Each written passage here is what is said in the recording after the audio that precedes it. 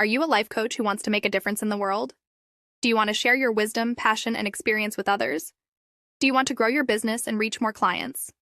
If you answered yes to any of these questions, then you need Life Coaching Today. Life Coaching Today is the largest platform on the web for life coaches, therapists, and hypnotherapists who want to enhance their visibility, gain exposure, and connect with clients. Life Coaching Today is more than just a directory. It's a network of opportunities. By joining Life Coaching Today, you will get access to a magazine where you can be featured and connect with over 30 million subscribers. Be a guest to our podcasts with over 55,000 subscribers. A directory where you can showcase your profile, services, and testimonials to thousands of potential clients. And that's not all. Life Coaching Today also offers a free 30-minute coaching session on Tuesdays and Thursdays, where you can be coached or meet your next client. A flexible pricing plan where you can choose the best option for your budget and goals.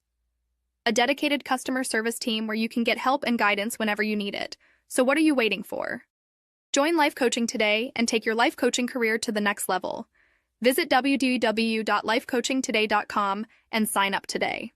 Life Coaching Today, the largest portal on the web connecting coaches, therapists, and hypnotherapists.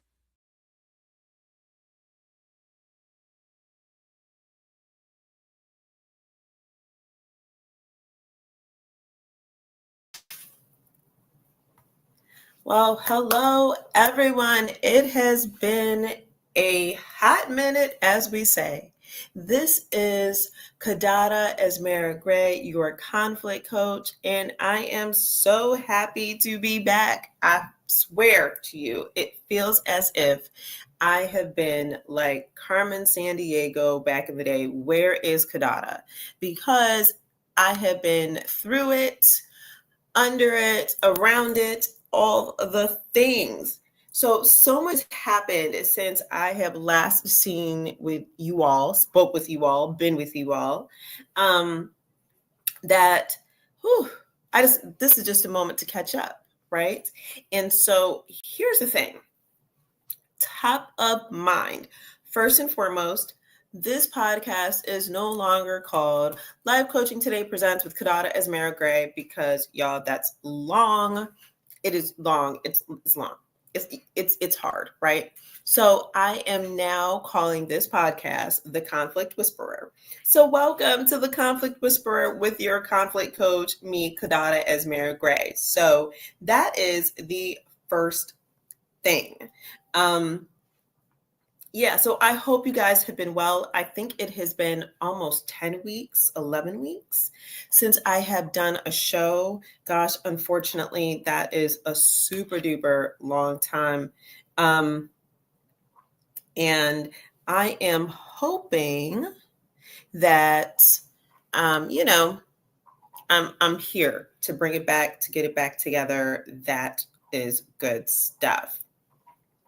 Now, secondly, I just want to say I have been doing too much, so much, all kinds of things at the same time, and it has been an interesting journey. Let me just say that. It's been an interesting journey because I have been sick, and some of you all know that I have been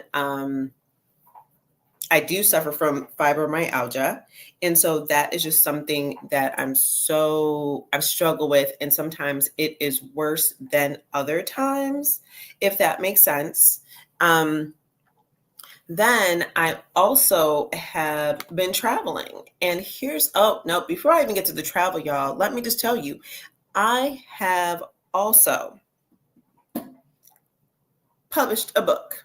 Yes. I forgot to tell that. And so that's how long it has been, y'all. That's how long it has been that I have not been here. I have published a book. Here it is, y'all. Here's my book. Here's my first book. This is called Miss Polite Stained Heart. And I am super duper excited. I will post information about my book and hopefully you all will purchase it. Then guess what? I published my book February 14th on Amazon because, you got to go there. Sorry to everyone that no longer likes Amazon. And rightfully so. Ooh, rightfully so, Lord. That's all I got to say. I got to sit on that one for a minute. But it's now on 50 other platforms. So you can find me on, Barnes and Nobles and Goodreads and all that fun stuff. So $14.99, I think that's what the book is being sold for. The other thing is, though, is that I actually, my book got picked up by a publisher and it went to the London Book Fair. So here's what's really interesting, y'all. Like, I don't know anything about the London Book Fair. I don't know anything about that kind of fun stuff. I just don't know anything about that, because if you hear book fair, I know that all of y'all are like me that are like, oh yeah, that sounds like the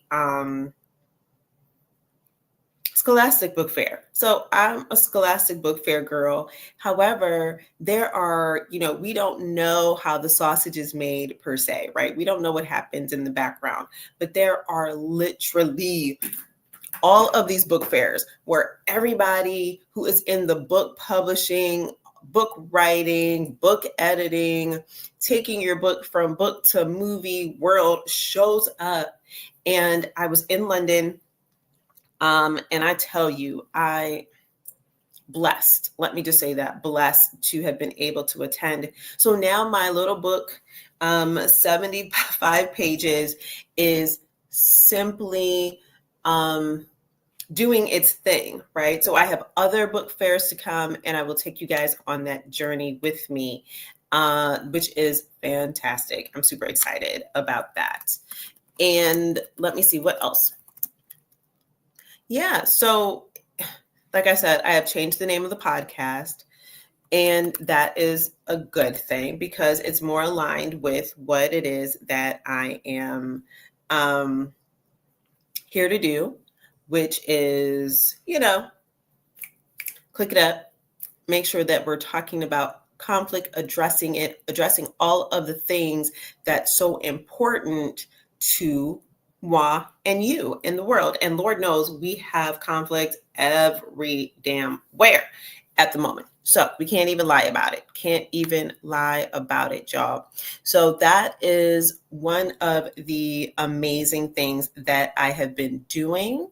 And I'm just really happy about that, right? And so I have to pause because, everything is, we live in a conflict-driven world. And you know me, I'm always going to talk about the internal and external side of that, which simply is the side of the internal conflicts that we have.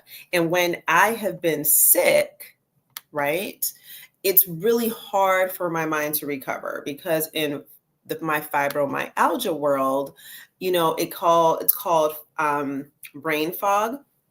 So I cannot function really well, right? I can't make good decisions. I can't make decisions anyway, because I can't even remember my name most of the time because that's the level of pain that I'm in. So I say all that to say that sometimes we need to have the reset. And that reset is important. And I had to take my reset to find my way back to myself and to find my way back to the important things for me. And it has been tough because it has been so much at one time that it just so feels easy to quit, right? But you got to get back up and you got to get back into it and try again and start again. And we can't be afraid to do that. And Lord knows we are afraid to do those type of things, right? So I just want to talk about that and talk you through that and just say, as my bestie says all the time, it's one day, one step. And there is no lie that has been told greater around that. That is very true. And I would even go further that if you are stuck in fear, if you have a disease that is really taking all of your energy, your brain energy, all of that type of stuff, right? Like the goal is just to say that you've got to take it minute by minute, whatever is there for you in that moment, that's what you need to work towards. So So that's just really important. So I needed to share that with you all and say that because, whew, Lord, life can get to us. Life can really and truly get to us. So I'm back here now, and this show today is at 8 o'clock because guess what? My guest requested it. So we're going to test the 8 o'clock hour, and we're going to see how that is going to work and see, because everyone complains about the 7 a.m. But you know what? We're just going to make it work and do what it do, right? That's what we're here for. So with that being said, I said I had been to London. I went to Harrods. If you haven't ever been to London, please go. It's such a treat. It really is a treat. I love it. I went to school in England and it has been fantastic. And I went back home. I literally feel like that is my second home. That is my second home. So I love it. And I want that for you all too, because don't be afraid to travel even during this time. That is, and Lord knows we have had 90 days, 120 days, 1,000 years of mayhem and chaos. We'll do a show about that to catch up on that. And so a long time ago, when I first started this podcast, I started talking about like things that are on my desk or the neat things that I purchase because I have a habit, y'all. I'm trying to tone down my shopping habit because as I get older, I kind of feel like, hey, like, guess what? I have a lot of stuff, right? I don't need any more stuff. But I found something that it was a need and I absolutely love. So let me just say this. If you guys are the girlies of the world, the boys of the world that like pretty hands, right? I love a good gel manicure. I love a good having nails look pretty, right? Whether they're the fake nails, the press-on nails, the whatever, but it wrecks havoc on your cuticles, your nail beds, everything. It does. So guess what? I found these cuticle pens, y'all. This brand is called, I think it's called Miss Forever. And I got like a box of 12 of them. Fantastic. All you do is twist and brush it on. Let me show you guys quickly. Here's a little brush and fantastic, joyous things of my life. You twist, here's the bottom. You twist, twist, twist. And it has the oils in it. And y'all, let me tell you, I have my nail beds, my nails are getting stronger. Yeah, I am loving it. So today, as I'm back, one of the things that occurred and happened to me while I was in London is that I met some of the most fantastic people in the book world space. Fantastic. And let me tell you guys a story. Literally on the last day of the book fair, and I'm telling you guys, there are thousands of booths, right? Thousands. So if you're thinking like, I just want to say I was super excited to see the Merriam-Webster dictionary people, because you guys know I love a good dictionary. And like Penguin Random House and all of these big publishing companies that were there. So I'm like, oh, let me go upstairs and wander to the other side. And I mean, because there was places in this book fair I didn't even get to. And as I'm walking, I turn the corner and I see a sign that says Authors Against Abuse. And I tell you guys, my heart stopped and I went, wait, what? Because abuse, domestic violence, anything in that realm, sexual violence is near and dear to my heart for a multitude of reasons. And then I saw, hold on, I gotta, if I didn't tell you all, my, Yoruba is no longer here. And so I am fighting with this technology, y'all. So, and I just found out that I am not live on my own personal page. My Kiddada Asmara Grey page, where a lot of you guys, oh, well, I don't know what's going on. So apparently I just found out I'm not live anywhere. So we don't know what is going on, but we're gonna keep on going on. So that's all we can do. That's all we can do. So this is gonna keep on going. Whew. So, like I said, I was walking, saw the sign that said, Authors Against Abuse. And then I walked up on it, and then I saw a wonderful book that was entitled, I Know Why She Stayed. Woo, y'all, let me just tell you, I was shocked beyond belief. I just want to say that to you all, because when something hits my spirit, it hits my spirit. And it is something that is so necessary, that the idea of where is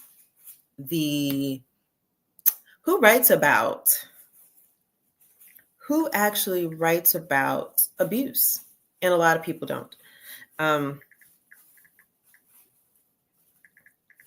So I was shocked, stunned, amazed. And when I came to this table with all of these beautiful women, of course, you know me, I've got to inquire, what does this mean? What is this all about?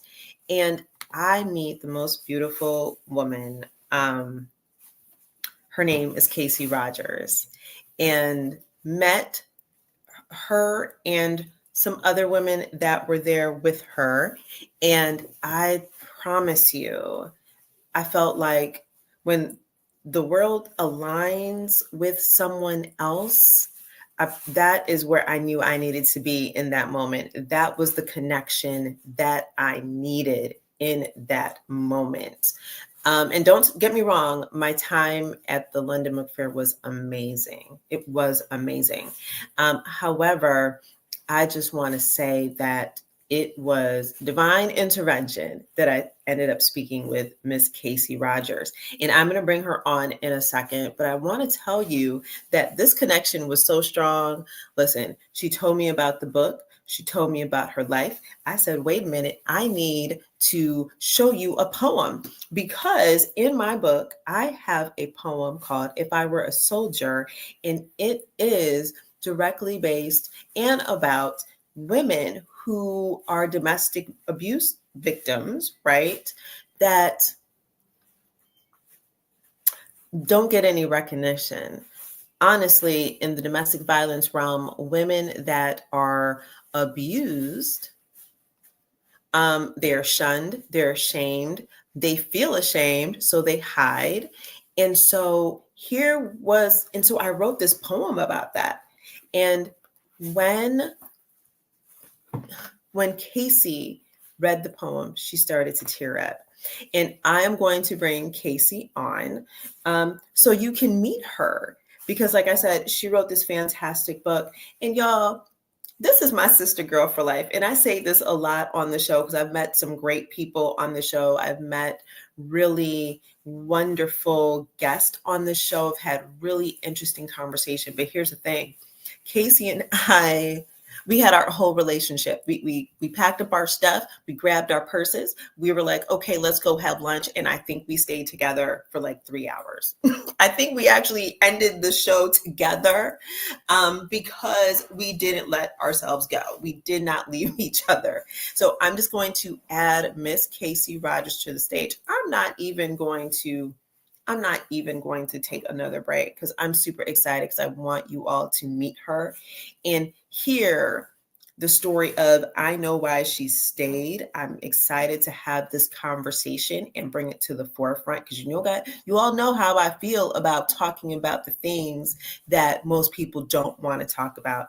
I just want to say, hey, good morning, Anita. Hey, Max, good morning. In the conversation about domestic violence, needs to be had, especially here in the United States and everywhere worldwide, because men and women are not safe.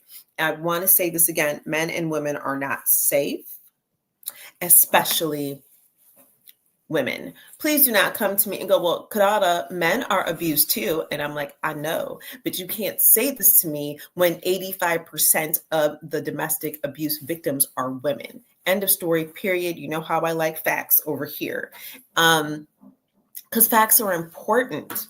And those kind of, we should not hide from those things anymore. They're real. And it's unfortunate that most of the abusers, and let me be clear, when I speak about abuse, it's not only the physical, it is sexual, it is verbal, it's the emotional abuse that is occurring. And you all, it's also financial abuse. And the financial abuse is a thread through all of those issues that disallows a person, especially women, the opportunity not to have their own autonomy, but to I'm gonna leave that alone. I'm gonna bring Casey Rogers, because we'll get to that, to the stage, because I want you guys to meet my sister girl, and I love her so very much. Hi, I love you too. Good morning, Casey. How are you, sister? I am just doing fine, and thank you for that lovely introduction. I felt the Oh, same way the moment we met and I read your poem, and it captured so much about um, the struggle, the yeah. things that we have to deal with and get no recognition or ability to um, just kind of tackle this issue head on, because there's so many myths out there about Oh, domestic yeah. violence. Hmm. Yeah, I want to show you guys this beautiful book. So, Casey, I here on the show, I just want to let you know that one, you are always welcome to be a thank you. part of the show at any time. Anything you want to talk about, you can come over here. Um, and I want to say that because it's vitally important to know that community is definitely needed during this time. So the support that we can give to each other is super important, especially when it comes to discussing things that might be challenging for people. But here is the book. Casey wrote this amazing book with KJ Harwick, and one day we might have her on as well. But this is the book cover. Let me tell you something. Book covers are so important, and this is so beautiful. And she has a companion reader's guide to the book as well. And important, we'll have the links to get all of these as well. And so, Casey, here, I don't like to tell people stories. I think people should tell their own stories. So I'm going to have you officially introduce yourself to the Conflict Whisperer audience. And so the floor is yours, sister. Thank you so much. Um, my story really starts out like so many other women, where I fell in love with somebody. We decided to get married, and where the story kind of veered off is I was working full time where my husband was working as a freelancer. We both worked in the film industry, and I held the steady job that paid all the regular bills, so that he would have an opportunity to establish himself as like a director, producer, writer, editor, um, in New York City. And those kind of positions really paid a lot of money, or they do pay a lot of money. We're talking about in the late 80s. And at that point, a director could make $100,000 for one day's work. Oh, wow. Yeah. So it seemed like a natural, because he was very, very talented individual, that I support him, and I say, Mhm. okay, this is great. This is for us. We're doing this for us. But what ended up happening was I was the one for more than 12 years having the steady income, Mm, and he always had the opportunity to work freelance. And we had decided at one point to move out to the Poconos from where we were living, and it was a 2.5 hour commute every day. So we didn't see each other all that often, mostly on the weekends. So there was an extended honeymoon period where the mm, times that we got to spend together were really times that were just going out to eat or going hiking yeah. or Just like looking for. that dating mode. Yes, We're in perpetual dating exactly. mode. Yeah. Yeah, we were in perpetual dating mode. And as I started to approach my 40s, my career was going very, very well. His career wasn't going very well. Mm. He had partnered up with an individual who ended up embezzling all of the funds from their Oh. joint bank account, Ooh. stole all of their video equipment, and he was just really, really depressed. Mm. So we bought an old Victorian previously. So he said, I want to take some time off to do some renovations. So I was fine with that, but the clock was ticking, and I was like, when is it going to be time for us to start a family? Mm. And we finally decided to do that. And we had boy girl twins, but I was still commuting 2.5 hours a day. Oh, wow. Yeah. So when they were almost 2, my son got really sick one day, and when I came home, I just had it. And it was the first time in our married life that my husband was also working full time. He had Okay. taken a full-time job in advertising. And so when he got home, we took my son to the emergency room, and I just couldn't do it anymore. I was leaving my children in the hands of babysitters and Yeah. nannies and daycare, and it just wasn't working. I was missing their childhood. So when he came home the next day, I was like, I'm done. I quit. And that's when the entire dynamic of our relationship changed. Mm. It went from a marriage that seemed like there was a lot of equality. We Yeah. never really had separate bank accounts. It was always shared. I did make the lion's share of the money, Mm. but we had, agreements in place about spending. Hmm. But all of a sudden, he felt that because he was making more money than I did, that he had the right to control our finances. But it started to Ah. seep into other things in our relationship. And I didn't put two and two together for the longest time. There Mm. are things that he did throughout the earlier part of our marriage. I'll give you a prime example. He used to isolate me all the time. Mm. Explain that. Explain what isolating means. What does that mean?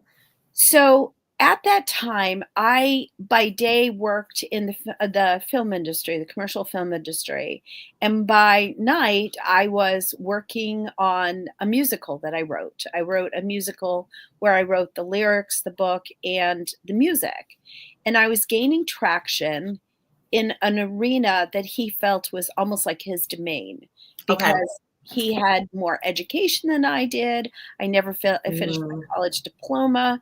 Um, and, he had finished school like in creative writing, and his writing career wasn't doing anything. So it Mm. was like this jealousy thing. So I just thought of it as jealousy. I didn't think of it as like isolation.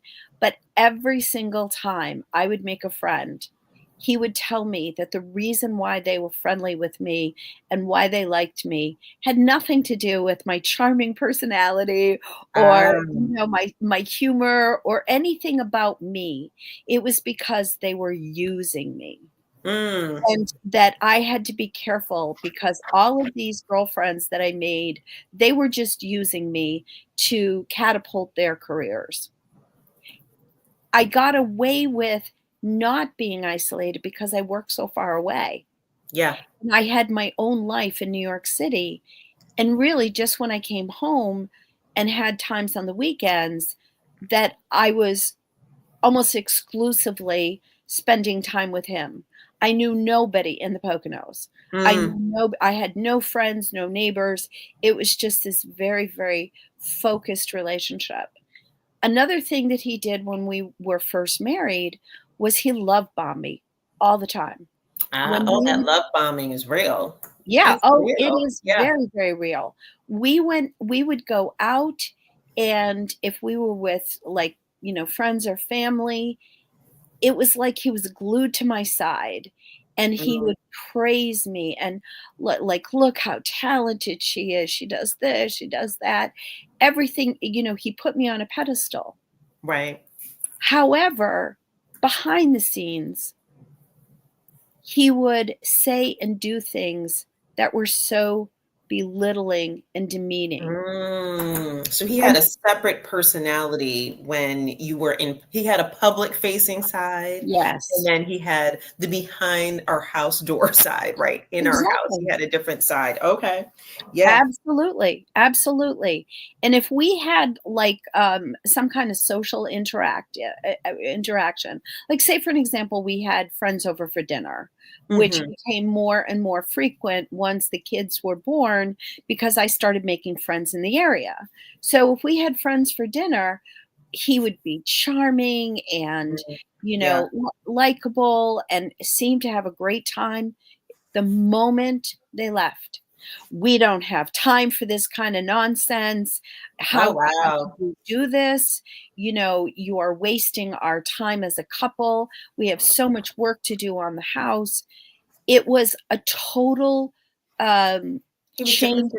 Yeah. Jekyll and Mr. Hyde, right? That's Yep. what it sounds like. And you all, I'm going to pause Casey right now because as you're listening to this, I am sure that your brain is going, hmm, have I ever experienced these kind of things? You might be feeling something in your body. You might be reacting in a way that your brain is literally kicking off flags. Like we want to say red flags, but those are your actual synapses in the brain functioning and going off.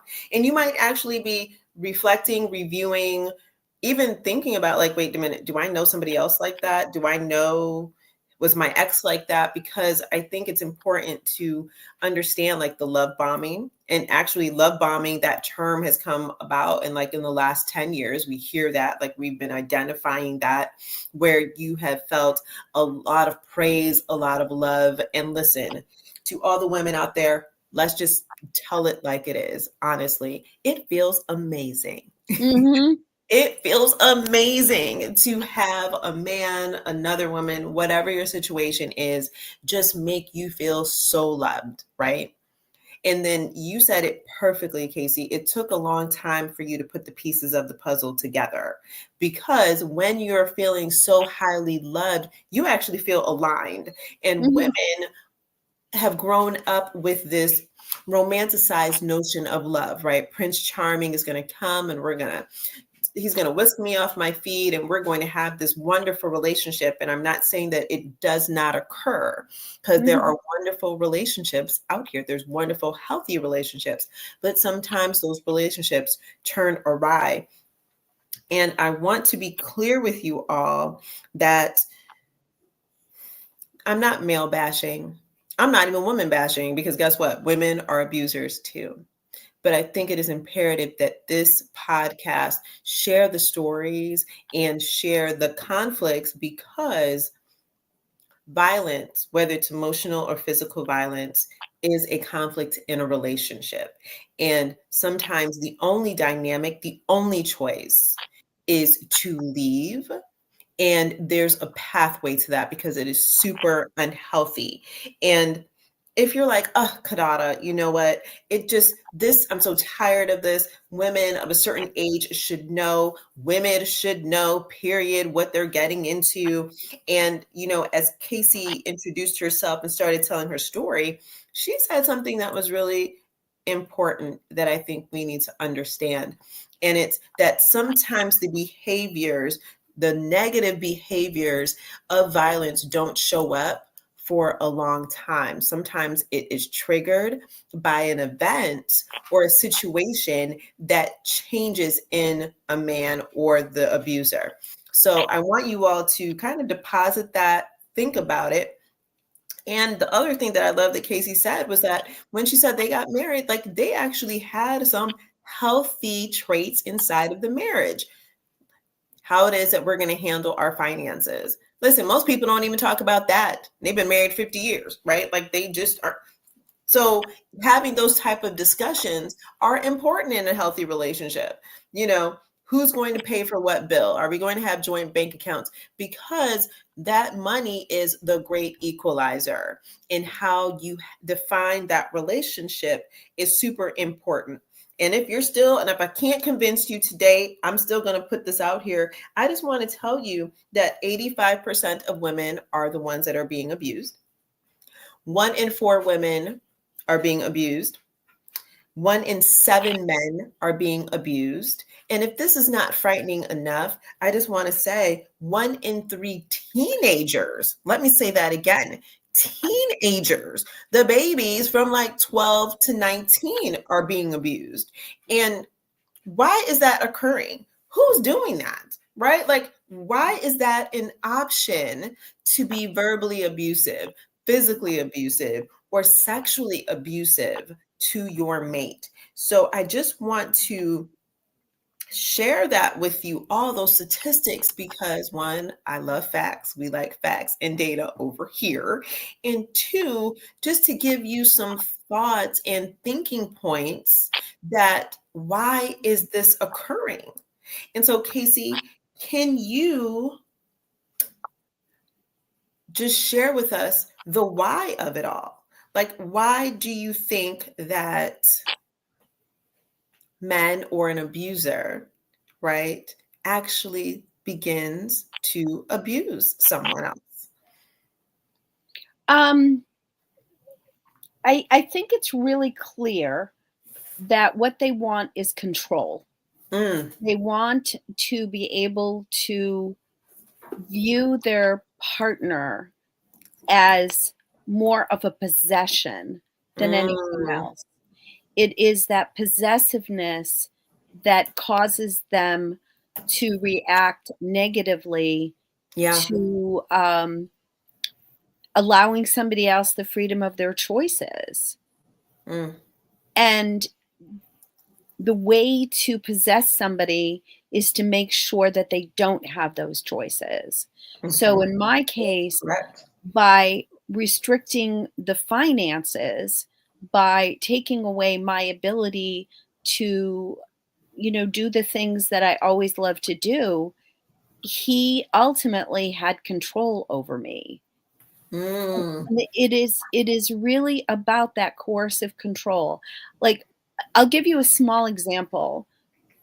One time when we were traveling, when the children were little, Mhm. maybe about 2.5 years of age, both of them kind of were cranky. My daughter had a cold. We decided to travel we were living in Pennsylvania, but we're going home for the holidays it was like about an 8-hour trip. So we decided to break it up and stay for the night in a hotel. That night, like I said, my daughter wasn't feeling well and I wanted to take a shower. And he was like, don't take a shower now. You're going to keep the kids up. Take your shower in the morning. I was like, yeah, that makes sense. Get up in the morning. He insisted that we had to leave right away. Mm. When I said, well, I haven't taken my shower yet, I'd like to take a shower. We're going to visit people. No, we don't have time for you to take a shower. Mm. If you go in and take a shower, I'm going to take your purse. I'm going to take your keys. I'm going to Oh, take your wow. cell phone. I am going to take the kids and I am going to leave you stranded here Oh, wow. because I wanted to take a shower.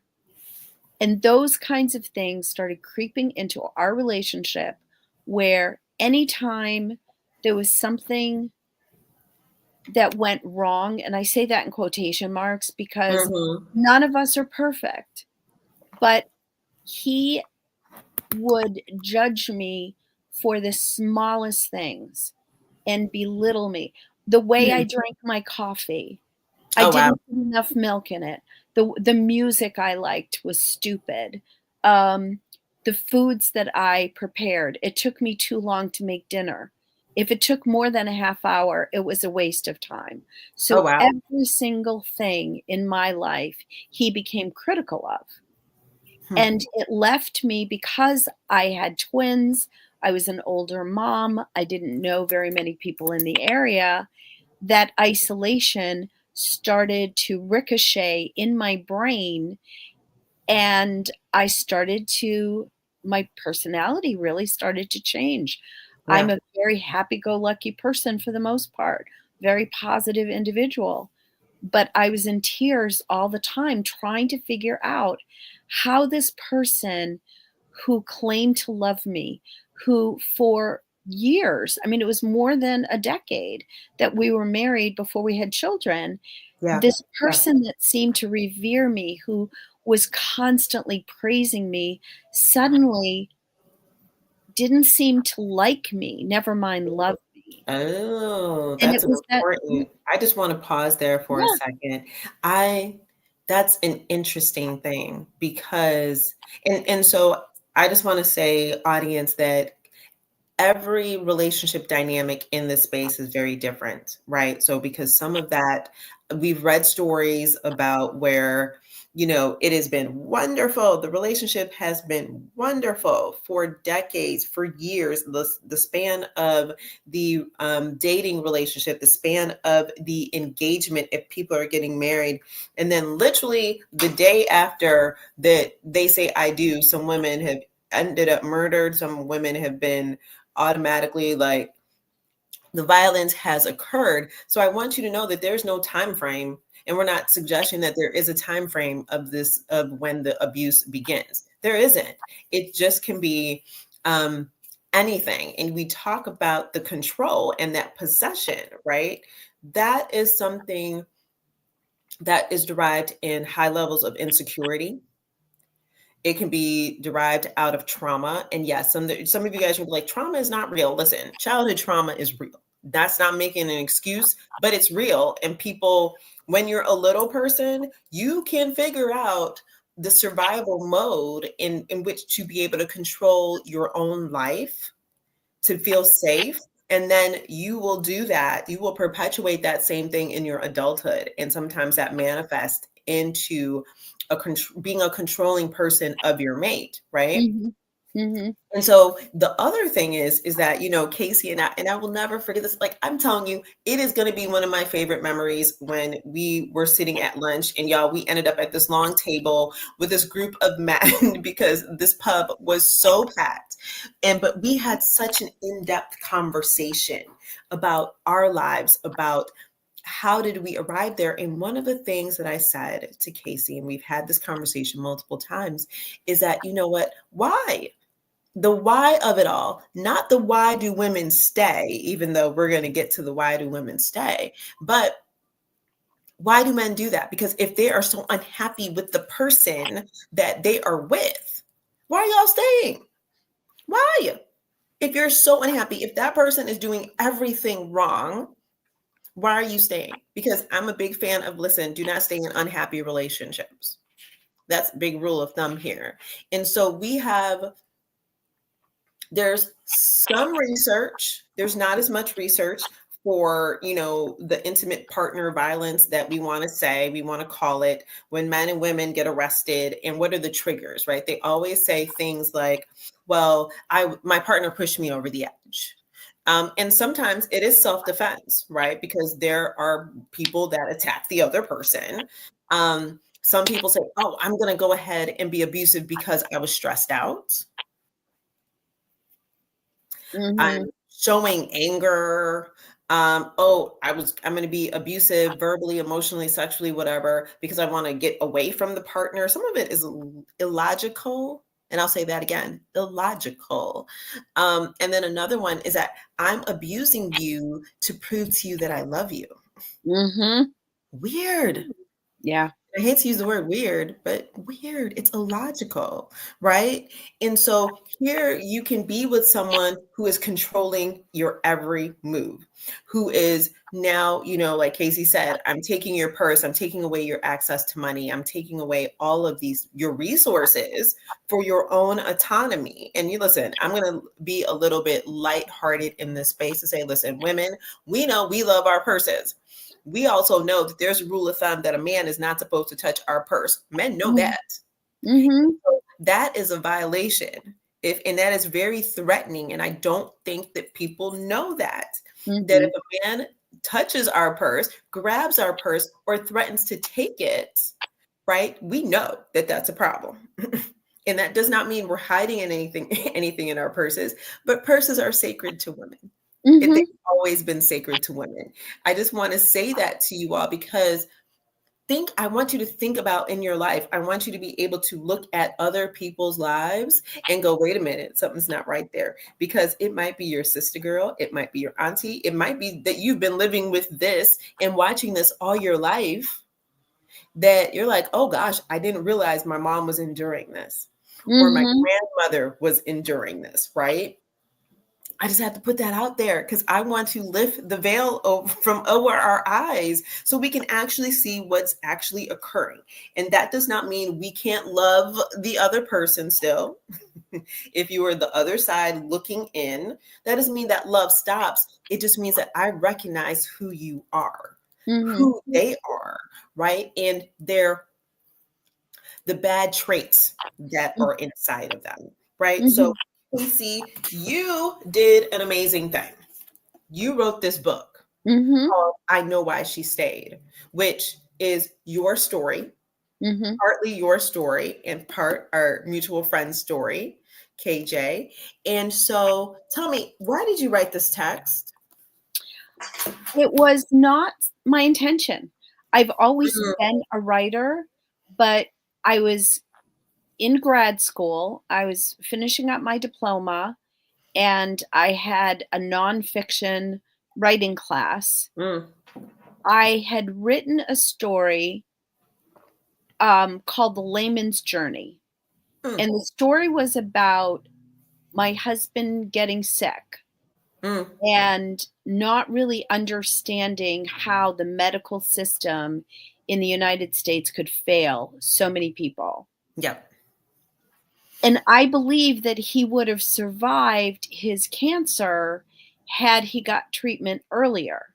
But he was fearful of getting treatment because he worked in the advertising industry for pharmaceutical companies. And he He knew. knew that if he had a serious illness, there was a chance that it would bankrupt us because most of the bankruptcies in the US have to do with medical debt. Yep. So he avoided and avoided and avoided. Yeah. And by the time he was diagnosed with cancer, it was too late. That was the thrust of the story. But the story started in March, the end of March in 2011. And it just basically skimmed the surface. Yeah. And when I was in grad school, I wrote that when I was in finishing up my undergrad. And in grad school, I revised it and changed the name. And I submitted it to a critique partner. And she was like, this is a good story, but it only scratches the surface. There's more here. Yeah. You should sit down and write a memoir about this. So then COVID hit. And I had, just about graduated, and I lost my job during COVID. I was teaching at the time, but I was what's called a permanent sub. Yeah.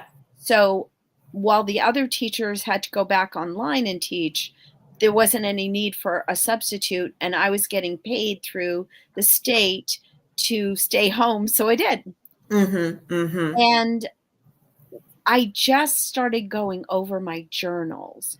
Like I had always been journaling. The other thing that I did was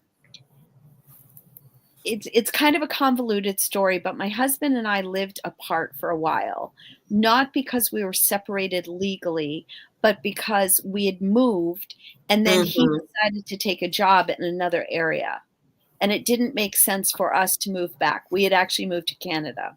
Mhm. So I was on my own for almost 3.5 years, and I loved it. And I found myself. She's like, I loved it. It was I peaceful. did. It was. I stopped walking on eggshells. I Yep. stopped feeling like I was living in his shadow. I stopped feeling like I didn't know who was going to walk through the door anymore. Was it Yep. the husband that was loving and caring and was excited to see me?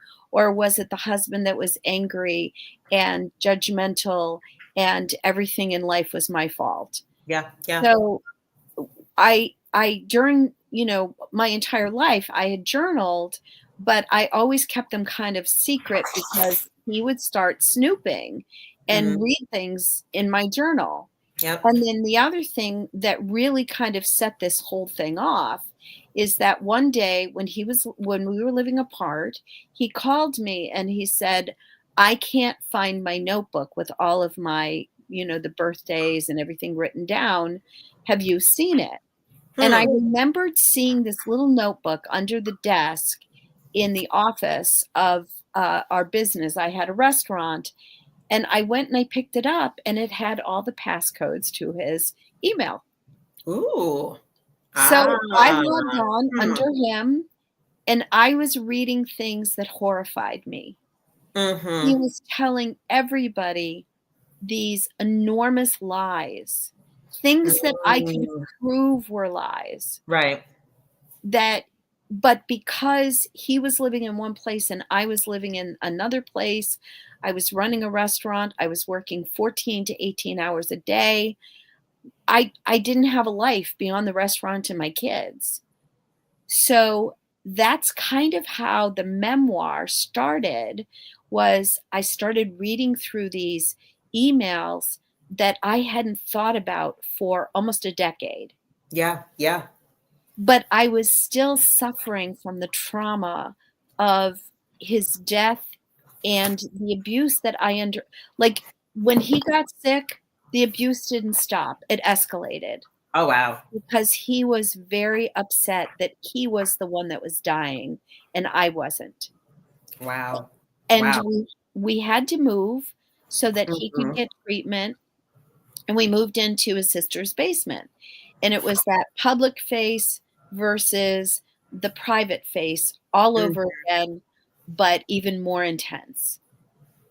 So when I sat down to write the memoir, the first day, like, you're a writer, like like 1,500 words, 3,000 Yep. words, that's a huge day. That's a huge day, right? That's a huge day. I wrote 30,000 words Oh wow. You got it all out. simultaneously. I just Yeah. vomited on the page. Yep. I started remembering things that were in my journals and in the emails that I had buried. It wasn't that Mhm. I forgot about them. I could not cope with the amount of trauma that he caused me. One of the things was he refused to get life insurance because he said he did not want me to, quote, profit from his death. So when Mm. he died, he not only left me with 2 children and no means to support them, I had no working vehicle. We had a property in a different country. We had 3 storage facilities, and I was injured. I had a bad knee that I couldn't even get up and down the stairs. And this was in the middle of the recession. Yeah. So I started writing a version of the memoir that was published a couple years after Kat and I met one another, and it was called Our Better Selves. And the story really behind Our Better Selves was really reaching into your soul and understanding that, yes, we have these horrific things that happen to us, but we can Mhm. make choices when we're confronting those conflicts Yeah. Yeah. to step up to the plate and not hate and fall victim of our own, hatred and wanting to have revenge on somebody. Right. Because there were times that he hurt me so deeply that because he didn't care anymore. Yeah. You Yeah. know, he didn't want to protect me. I was driving back and forth to Canada in a vehicle that shouldn't have even been on the road. And he didn't want me to have a cell phone Mm. because a cell phone was too expensive. Right. I'm just telling you right now, like I always say, like God carries us sometimes, Mhm. like really keeps us safe, gives us the means to what we do and to keep us alive in survival mode, right? I Yes. mean, that's important to state that. I want you to tell, because you have a reader's guide, right? That Yep. reader's guide is important because it's very different than the text. Yes. What is the point of the reader's guide? Because most books don't come with reader guides. Mhm. Most memoirs don't. So why the reader's guide? The Reader's Guide is a very, very important part of a 4-pillar program that we developed. The Reader's Guide gives a victim the ability to articulate and have an accurate vocabulary. So Mm, when they're trying to relate their story to others, they know the proper terms and the behaviors yes. that are very well documented. So, for an example, I had no idea that I was being financially abused, even Right. though by the end of my husband's life, he would ask me to give him a receipt for gas. He Hmm. would he wanted receipts for everything. He wanted to make sure I wasn't spending any of his money, Right. and he was so controlling. He insisted on buying the groceries. I'm a diabetic. He would buy things that I couldn't eat, Mm-hmm. knowing that. So having the language so you could articulate your experience empowers a person to accurately reflect their experiences and the trauma. You are so right about trauma. People think that the only people that like experience trauma are people that are in wars, but when you are in a domestically violent or a abusive relationship, you Mm-hmm. are traumatized by Right. that humiliation, that Right. belittling, that it ruins your self-esteem. It puts you in a position. He used to gaslight me all the time, to the point where I started writing things down because I started questioning my own Yep. reality. Yep. It's interesting. So, you talked about him going grocery shopping. And so I'm just going to share a quick story about my grandmother. I went home many moons ago. I can't remember what year it was, 10, 15 years ago, to visit my grandmother in the islands. And my grandmother was a good, godly Christian woman, right? Really believed in the tenets of the Bible and her role as a woman, which meant that she's there to take care of her children, let her husband lead and all that kind of stuff. But when I went home, I was so shocked to see how tiny my grandmother was. And she was already a tiny woman. And but she was tinier than normal. And I just want to tell people, like, as we age, some of us we lose a lot of body fat and all kinds of stuff like that, right? But I soon found out that my grandfather refused to buy her the food that she liked. Yeah.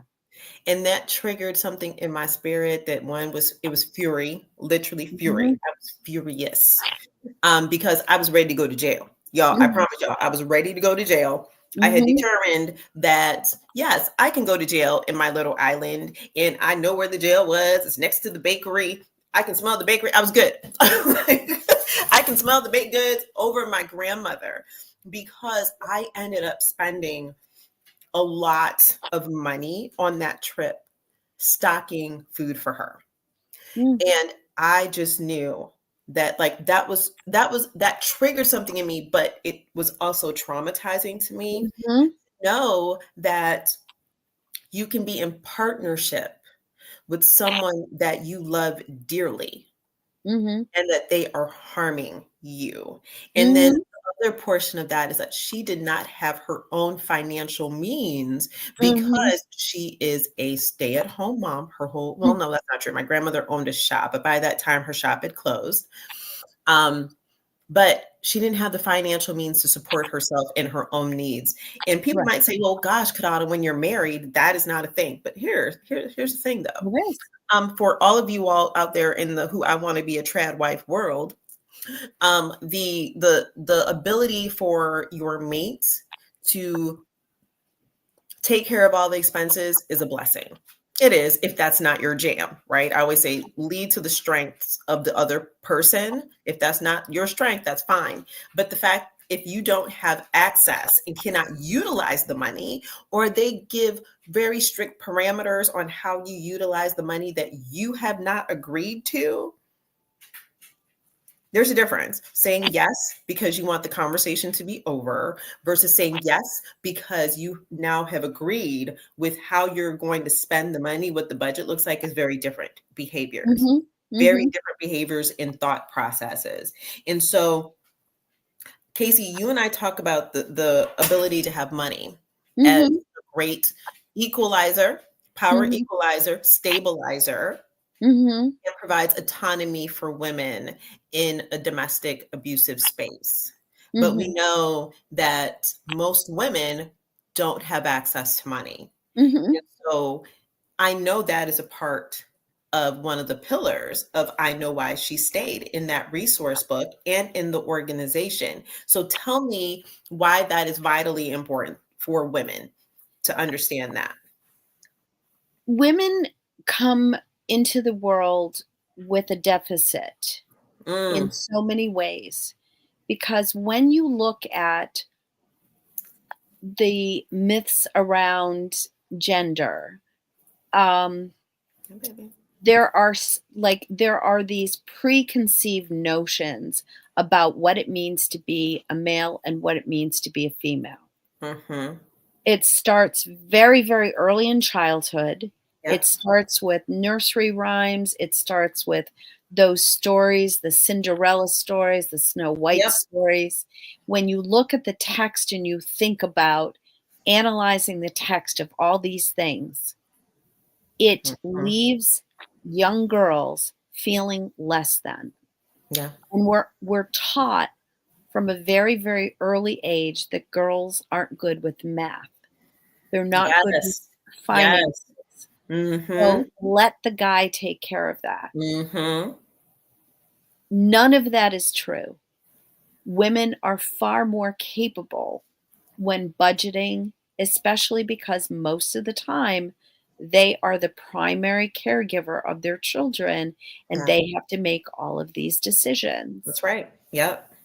But as life goes on and progresses, when a woman is like in her early 20s and trying to maybe establish a career, this happened to me where I was working at an equal level with all of Mhm. my male counterparts, but I was making a fraction of the money.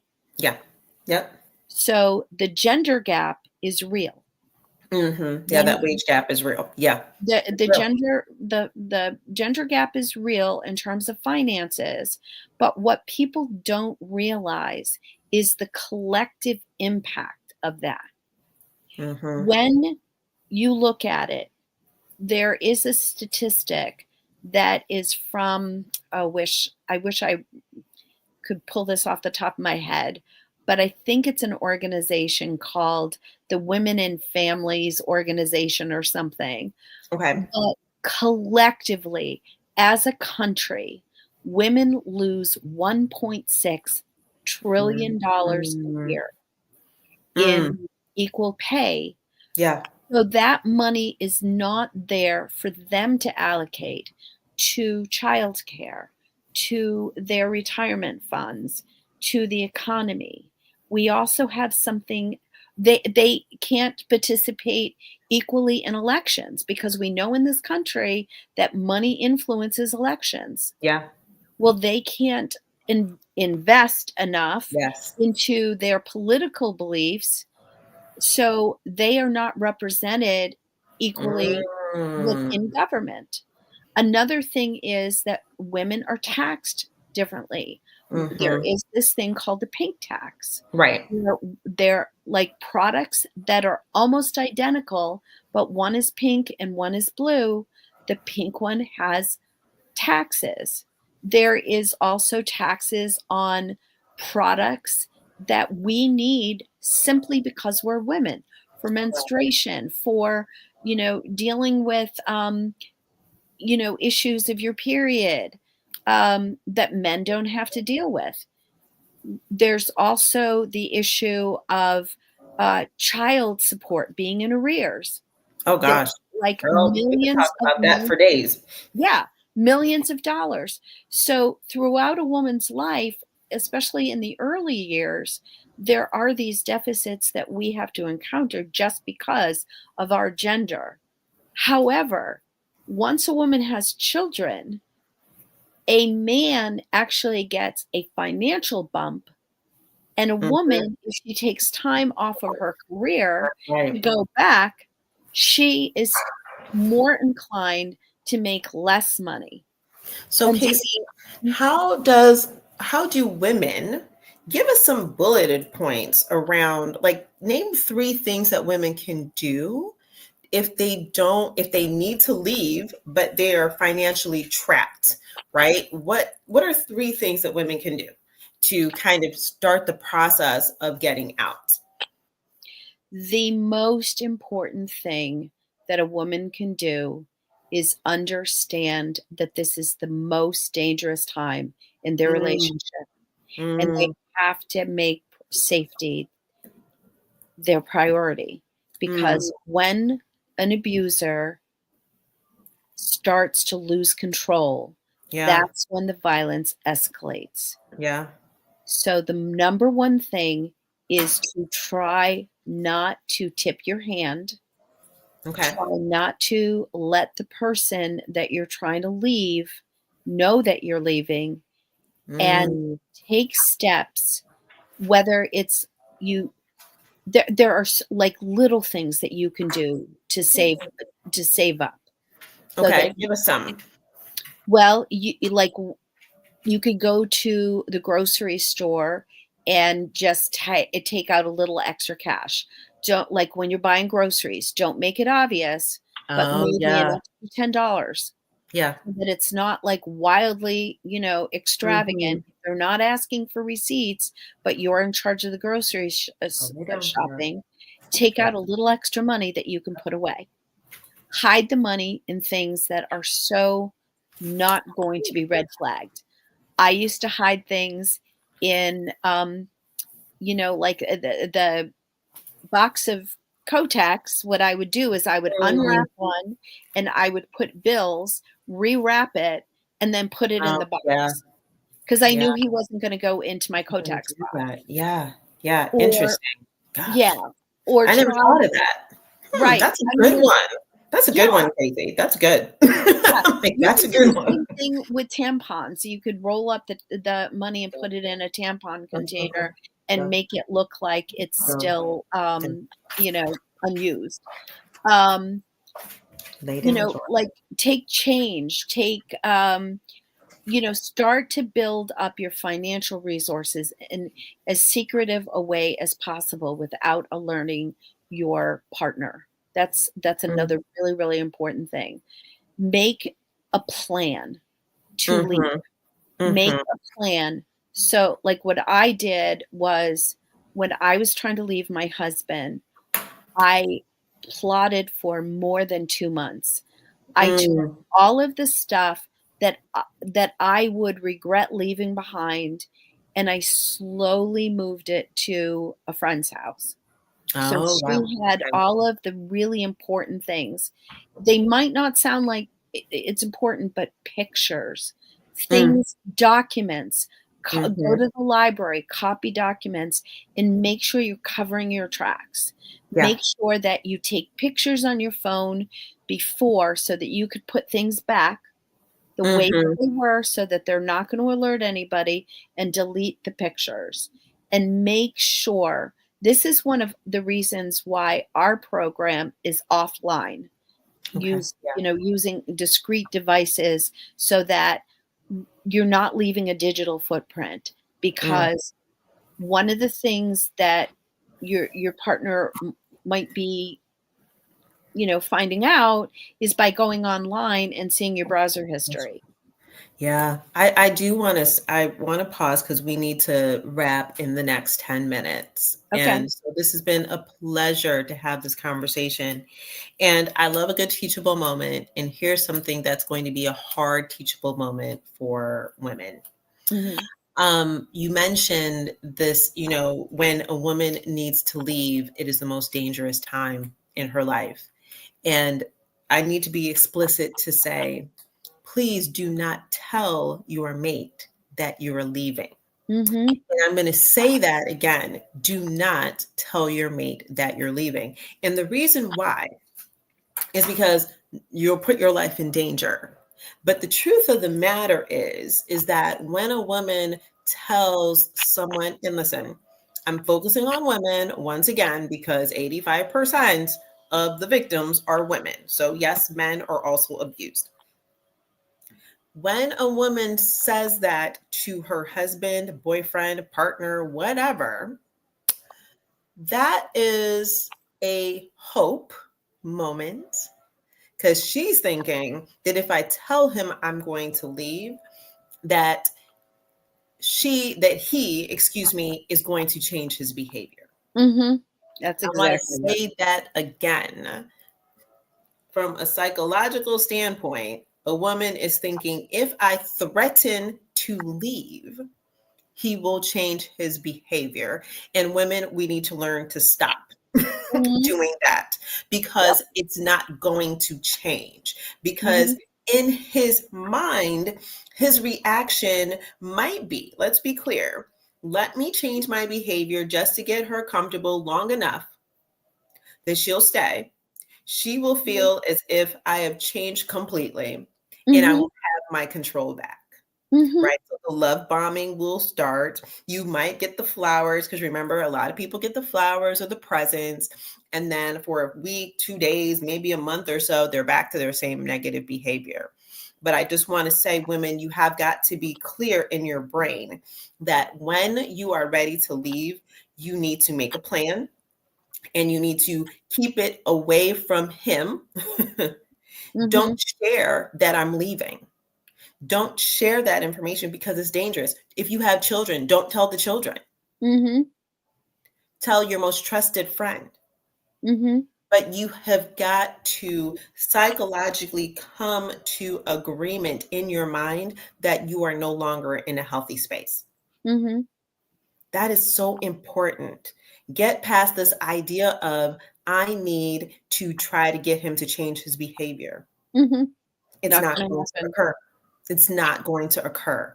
And so, Casey, I know that you have an important event coming up.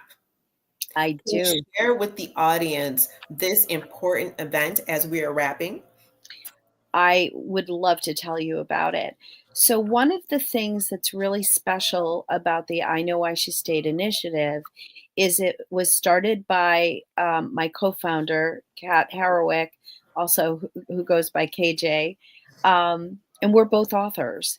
And we have formed the I Know Why She Stayed initiative, but our fundraising arm is called Authors Against Abuse, I love it. because we wanted to lean into our community, our writing community, to help us navigate around some of the difficulties that organizations have with raising funds for fighting domestic violence.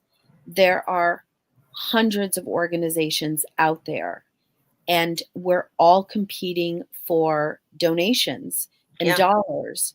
So Hmm. we felt that if we could kind of shake it up a little bit and do things differently, then the services and tools that we provide, which are basically meant to augment the services of like a shelter, or in the UK they call them refuge centers, Yep. we could change things, give them more tools, but also offer people a different way to be reached. Yeah. So the Authors Against Abuse event is a silent auction that takes place April 22nd to Nope. May 4th. And Okay. you can find it on authorsaganstabuse.org or I know why she stayed .org. And there's also a live component to this. And there's a panel discussion that you could watch on YouTube. We can, put the event link. But it's really exciting because we have so many wonderful donations that are coming in. A lot of them are writer or reader types of things, but then there's also tickets to Six Flags or spa treatments or consultations and things of that nature. So it's really a well-rounded silent auction, and the money that we raised will go directly into the initiative to help promote the work that we're doing. Awesome. I love it. And guess what, you all? Your girl, AKA me, I'm going to be on one of the panels and I am going to be reading my poetry with other creatives. That was what I just loved, right? Because I love this avenue of utilizing our best resources and our best gifts to do things differently. And I think that it is important for you all to learn that lesson too. Everyone has gifts. If you want to serve others, if you want to serve, you want to survive, you want to build community, utilize your gift to do that. So this Authors Against Abuse event, the live version of that portion of the conference will be April 27th, right? Mm-hmm. Yep. It will be online and in person, correct? Like people Mm-hmm. can show up. And Casey, tell the audience where it's going to be in Massachusetts. We were lucky enough to secure a venue called Porches Studio 9. Studio 9 is an arm of the Fresh Grass Foundation, which is a 501c3, and they are located in North Adams, Mass. This world-class recording studio is in the back of the Porches Inn, and it's a Myers sound system, Constellation sound system. It's an amazing venue, very intimate venue, and that's where we're going to be holding this event. It's in North Adams, Massachusetts on, I think the official address is 18 Vesey Street, or there's almost like two addresses. It could also be Riverside or River Street, but I'm sure you can find it if you just look under Porches Studio 9, North Adams, Massachusetts. And All that's right. where we're having it. Yeah. I will make sure that I post all of the links to the auction, to the invite if you are in the area, if you want to come, and if you want to come in person, as well as how do you watch this live, right? And if you want to donate, because I will be reaching out to some people here in Georgia about, hey, do you guys want to donate to this event? And Casey, it has been a pleasure. Wonderful time for having you here. And I'm thinking we may need to have a part two to this and delve more into some of the things because I took a lot of notes. As usual, the writers are always writing. We never stop writing unless we have a deadline, then we don't like to write. And so thank you for sharing a portion of your story. Thank you. Thank you for allowing us to see that you can still survive and come out the other end of this and be successful. Mm-hmm. Thank you for highlighting that financial abuse is very real inside of marriages, relationships, and part of the main thread of control that abuse victims have to endure and at the hands of their abuser. And just thank you for the wisdom of creating this guide. And we may just have to talk about the guide separately one day, because this is so valuable. It's such a valuable resource. And you all, in closing, one of the things that Casey did not say is that this organization is going international. And I love that, because I don't want to make it seem like abuse only occurs in the United States. It doesn't. It's all over the place. One of the other things that we didn't get to talk about in depth was that there will be to come, because I'm speaking that into existence, financial workshops. Yes. That we're going to provide. And I keep saying we because I am now officially a part of the I Know Why You Stayed team. And so I love this organization so much. I've stepped away for like almost 10 years now of doing any board work, but I'm here to do that for this organization. So you all, it has been a joy for me to come back in 2025. This may not be my first podcast in 2025, but I think that it's been a long time since I've done it. So it feels like first again under the brand Conflict Whisperer. So thank you all for joining me. And listen, more to come next week. I just want to say we're going to talk about something that's probably a little bit more on the more adult side of it. I'm going to have another sister girl come on, and she is a sex therapist. Okay, it might get a little spicy, but join me, right, as we are taking this journey together. So thank you, Casey Rogers. I love you, sister. And I am signing off for now, because guess what? I have 1.5 million meetings today, and it is time to go. So Okay. Casey, love you. Thank you, audience, for joining. Till next time. Till next week. All right. Bye. Bye.